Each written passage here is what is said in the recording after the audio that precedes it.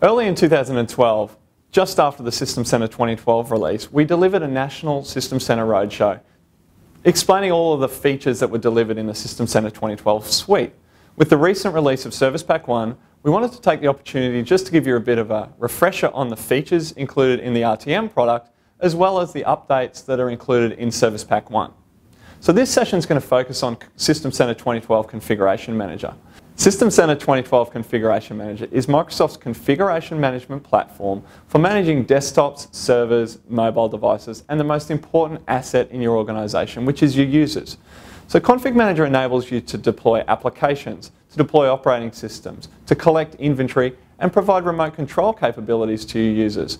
So with the 2012 product, Microsoft wanted to provide some new functionality, and one of those was to enable you to deliver features to your users that would give them some device freedom. And when we think about device freedom, it's the ability for your users to be productive, use their corporate applications that we make available to them, no matter which device they choose to use.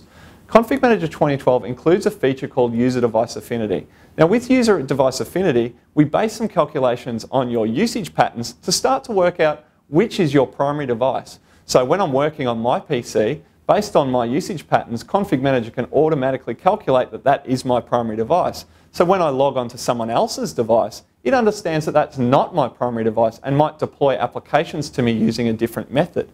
So if I'm on my primary device and I need an application, it might install the application locally. But if I'm on someone else's device, rather than installing the application and changing their system, we can present the application to me either virtualized using AppV or present it out using something like Citrix XenApp. So as a user, I can still be productive because I've got access to the applications that I need, but it's not necessarily changing someone else's device. So we're getting that optimized and personalized application experience no matter which device I'm working on.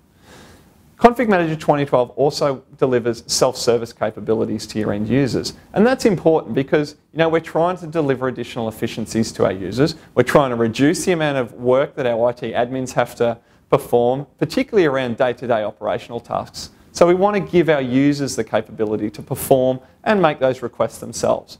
Config Manager 2012 includes two self-service portals. Now there's the Software Center that is in an application that's included as part of the Config Manager client.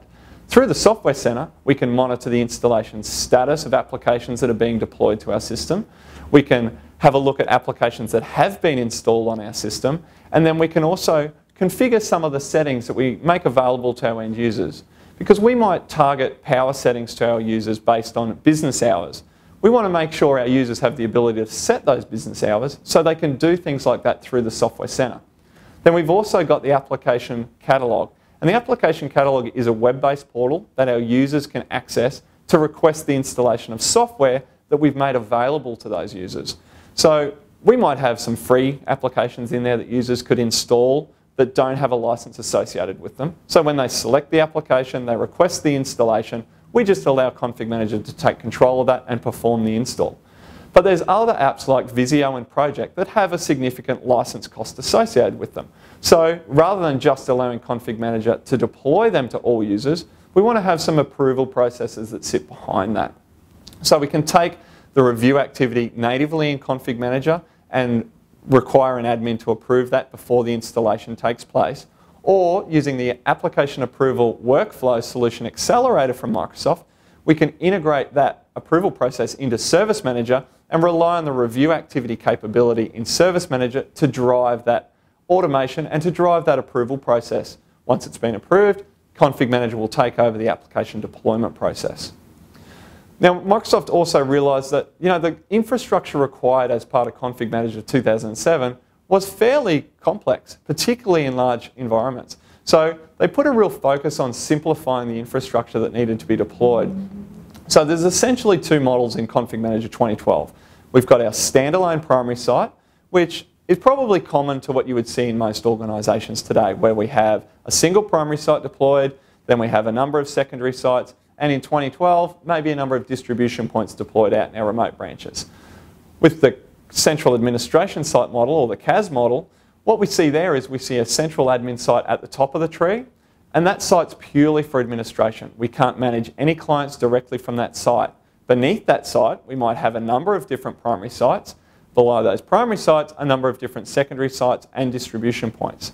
So one of the features that Service Pack 1 has introduced, and quite a limitation in the 2012 RTM, was if we deployed a standalone primary site now and our organisation grew or the requirements of our organisation changed, we couldn't introduce a CAS after the fact. So our primary site was stuck in that somewhat simple configuration. So with Service Pack 1, if our organisation's requirements change, we can introduce a CAS after the fact and then be able to deploy a much more complex solution without having to go through a rebuild. Now, one thing with 2012 that Microsoft have changed as well is the ability to deploy distribution points out into your branch office locations, where previously we would have needed to deploy a secondary site. The benefits of deploying a secondary site is that we get some control over the bandwidth utilisation. So we can dictate how much utilisation of the available bandwidth we can use during set window, and it could be during business hours or whatever we define. But with 2012, we can now just deploy distribution points out in our remote locations, and we get the same control over the bandwidth utilisation directly to those distribution points without having the need to deploy secondary sites. So we're simplifying the infrastructure that we need to deploy, still delivering us that same capability. And we've also removed the need to deploy native mode if we want to manage internet-based clients, because that was a fairly complex requirement with Config Manager 2007. It would require certificates to be deployed right across our environment so that we could use HTTPS to encrypt the communication. Now if we want to manage internet-based clients, we just put a distribution point and a management point in our DMZ. We set up HTTPS and the encryption on that, and then we can manage those devices, leaving our internal infrastructure exactly as it was. Service Pack 1 also introduces some new capability that we can put our distribution points out on Windows Azure as well. So now we can have distribution points out in a public cloud environment with our content on there available for our end users to deploy packages when they're remote to our network. There's also been some enhancements around security and compliance. So the desired configuration management in 2007 was fairly complex to manage. It would identify when we've got configuration drift, but if we wanted to fix issues, that was quite the challenge. So compliance in 2012 means we can now start to detect when there's configuration drift. So we might build a configuration item that says, monitor this registry key on our systems. If it changes, I need to know about it. But with 2012, what we can do is say, notify me that it's changed, but also set it back to what I told you it should be. So we've got that automatic remediation, so we can prevent users from making changes where we really want settings to be configured in a particular way. And through security management now, System Center Config Manager has System Center Endpoint Protection built in as well for malware protection. So previously it was an add-on for Config Manager, now it's natively built into the console. Sure, there's going to be many customers that don't want to use endpoint protection and are comfortable with their current malware protection, want to continue to use that. That's fine. The feature is there if you want to turn it on. The installer is sitting on all of your clients, but it's not installed until you tell it to do so. So the Config Manager client will sit there. If you turn endpoint protection on at the central location, it'll then tell the clients to start to install the client for you. So you've got that control. It's not going to force the installation on your systems when you don't want it to. And we've also extending device management. You know, more and more Microsoft realise that when we think of an enterprise solution, it's more than just Windows. And that's great with Config Manager 2012. Service Pack 1 has introduced now support for Mac OS X, Unix and Linux clients. So we can deploy a Microsoft-owned and managed and supported client on these devices. We can deploy software to them, we can collect inventory, and we can control their settings, all from within Config Manager 2012 console. Extremely powerful. And we're also taking device management to a new level with the integration with Intune as well. So Microsoft Intune's a software as a service solution that we can use to manage mobile devices and desktop devices, but with the focus here on mobile devices. So there's an Intune connector for Service Pack 1 that enables us to manage our Intune subscription through Config Manager. So we can import all of the settings, all of the inventory, and all of the application distribution control that we want over our mobile devices into Config Manager and centrally manage that within our environment.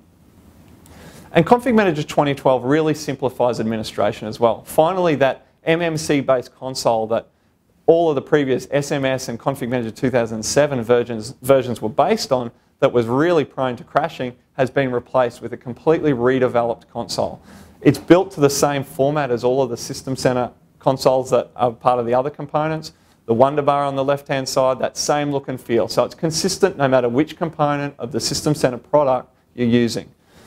The comprehensive client management, getting all of the inventory from all of the devices in our environment into that one location, just gives you that real administrative control over your complete environment.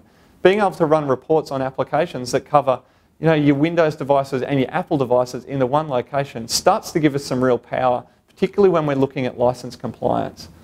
And access control has been simplified. User-based access control is important, and it's been widely deployed across many of the other components, but Config Manager didn't have that capability until 2012. So now we can build this rich role-based access control where we can say what users can do within the console, but not only what they can do, what they can see as well. So that's important because we might have desktop admins that we want to give the ability to be able to manage applications and operating systems and updates, all of those administrative functions, but we don't want them to accidentally start deploying Office to our servers. So we can control, all right, let's give them permission to do all of those functions, but when they're in the console, they can only see workstations. So essentially, we're hiding all the servers from them when they're in the console. So Service Pack 1 introduces a large number of features, which I've touched on some of them already. But let me quickly recap. So the System Center hierarchy has been expanded. We can now add the CAS model after the fact to our standalone primary sites. The distribution point, being able to host that on Windows Azure, gives you that flexibility now that we don't have to necessarily deploy a distribution point in our DMZ if we don't want to. We can put it out in a Microsoft hosted solution that's controlled, but we still have that centralized management over application distribution. We've got Windows 8 and Server 2012 support. Obviously, for operating system deployment, with Service Pack 1, we're going to need Windows 8. And same with those new modern UI AppX applications. Service Pack 1 is going to give us that capability to be able to deploy them to our end users. And that is not only AppX applications that we want to manage on-premise, but we can also use that to control the AppX applications of apps that are available in the Windows Store. We've got support for App v5. And of course, we talked about the support for the Mac OS X, Unix and Linux clients. One thing we didn't touch on though was the endpoint protection now. So not only can we use the endpoint protection client to provide anti-malware protection for our Windows, but that is extended to our Mac OS X, our Unix and our Linux clients as well.